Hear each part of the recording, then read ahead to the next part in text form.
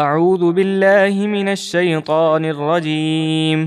میں پناہ مانگتا ہوں اللہ کی شیطان مردود سے۔ بسم اللہ الرحمن الرحیم۔ اللہ کے نام سے شروع جو نہایت مہربان بے حد رحم فرمانے والا۔ ان المتقین فی جنات وعیون۔ بے شک اللہ سے ڈرنے والے باغوں اور چشموں میں ہوں گے۔ ادخلوها بسلام آمنین۔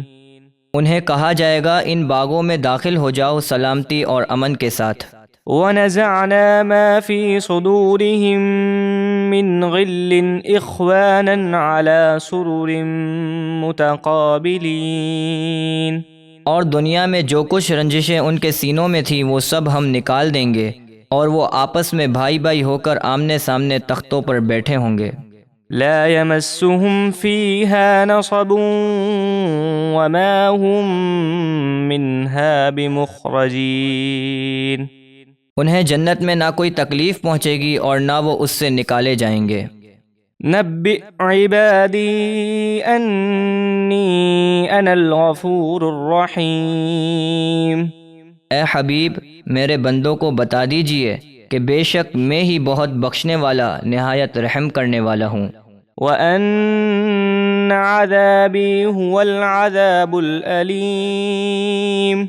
اور میرا ہی عذاب دردناک عذاب ہے۔ وَنَبِّئْهُمْ عَنْ ضَيْفِ إِبْرَاهِيمَ۔ اور انہیں ابراہیم کے مہمانوں کا حال سنائیے۔ اذ دخلوا علیہ فقالوا سلاما قال انا منکم وجلون۔ جب وہ ابراہیم کے پاس آئے تو انہوں نے سلام کہا۔ ابراہیم نے فرمایا بے شک ہم تم سے ڈر محسوس کر رہے ہیں۔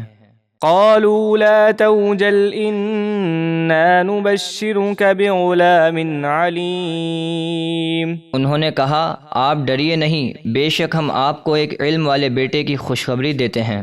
قال ابشرتمونی علی ان مسنی الکبر فبم تبشرون۔ ابراہیم نے فرمایا کیا تم مجھے اس بڑھاپے میں خوشخبری دیتے ہو؟ تم مجھے کیسی خوشخبری دے رہے ہو؟ قالوا بشرناك بالحق فلا تكن من القانطین۔ فرشتوں نے کہا ہم نے آپ کو سچی خوشخبری دی ہے تو آپ نا امید نہ ہوں۔ قال ومن يقنط من رحمت ربه الا الضالون۔ ابراہیم نے فرمایا اپنے رب کی رحمت سے نا امید تو صرف گمراہ لوگ ہی ہوتے ہیں۔ قال فما خطبكم ایھا المرسلون۔ فرمایا اے فرشتوں اس کے علاوہ پھر تمہارا اور کیا کام ہے؟ قالوا انا ارسلنا الى قوم مجرمین۔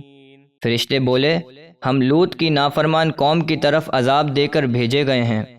الا آل لوط انا لمنجوہم اجمعین۔